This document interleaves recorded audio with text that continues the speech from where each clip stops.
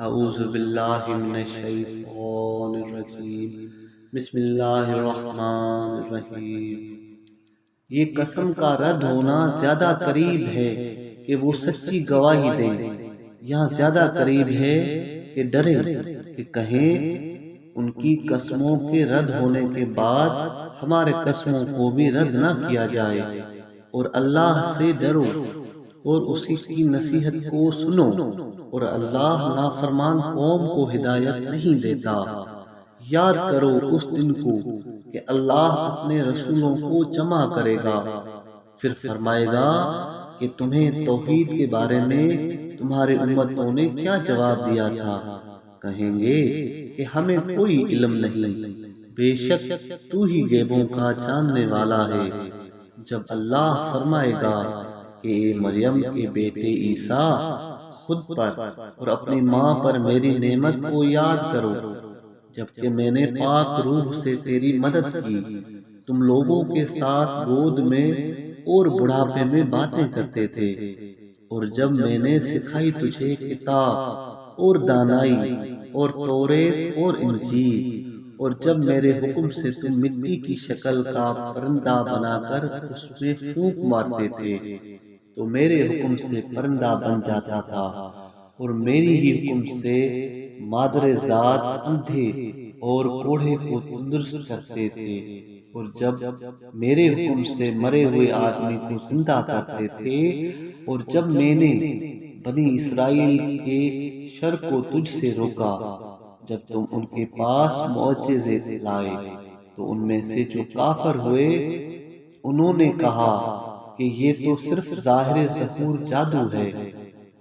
اور جب میں نے حواریوں کی طرف الہام کیا کہ مجھ پر اور میرے پیغام پر ایمان لاؤ، انہوں نے کہا کہ ہم ایمان لائے، اور تم گواہ رہنا کہ بے شک ہم مسلمان ہیں۔ اور جب حواریوں نے کہا کہ اے مریم کے بیٹے عیسیٰ، کیا تیرا رب طاقت رکھتا ہے، دعا قبول کر سکتا ہے کہ ہم پر آسمان سے کھانے کا ایک دسترخواں اتارے؟ عیسیٰ علیہ السلام نے کہا کہ اللہ سے ڈرو اگر تم مومن ہو۔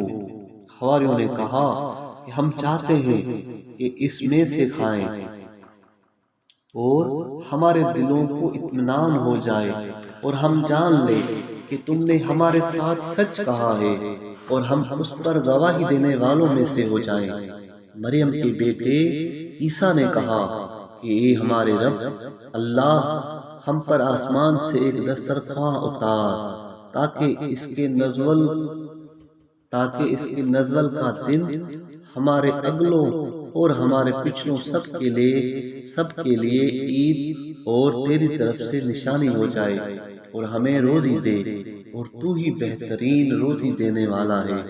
اللہ نے فرمایا، بے شک میں تم پر اسے اتارنے والا ہوں، پھر تم میں سے جو دسترخواں اترنے کے بعد بھی کافر ہوگا تو پھر بے شک اسے ایسا عذاب دوں گا کہ جہنم والوں میں سے کسی ایک کو بھی ایسا عذاب نہیں دوں گا۔ اور یاد کر جب اللہ فرمائے گا کہ اے مریم کے بیٹے عیسیٰ، کیا تم نے ہی لوگوں سے کہا تھا کہ اللہ کے سوا دو خدا بناؤ، مجھے اور میری ماں کو؟ عیسیٰ علیہ السلام کہیں گے کہ تو پاک ہے، مجھے حق نہیں پہنچتا کہ وہ بات کہوں جس کے کہنے کا مجھے حق نہیں ہے۔ اگر میں نے یہ بات کہی ہوتی تو بے شک تو اسے جانتا، جو بات میرے دل میں ہے وہ تو جانتا ہے، اور جو بات تیرے دل میں ہے وہ میں نہیں جانتا، کیونکہ تو نے اس پر ہمیں واقف نہیں کیا، بے شک تو ہی غیبوں کا جاننے والا ہے۔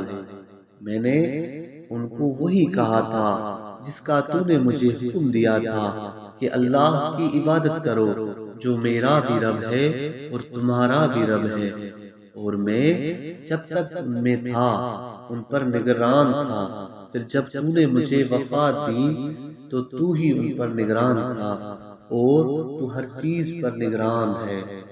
اگر ان کو عذاب دے گا تو بے شک وہ تیرے بندے ہیں، اور اگر انہیں بخش دے گا تو بے شک تو غالب حکمت والا ہے۔ اللہ فرمائے گا کہ اس دن میں سچے لوگوں کو ان کی سچائی فائدہ دے گی۔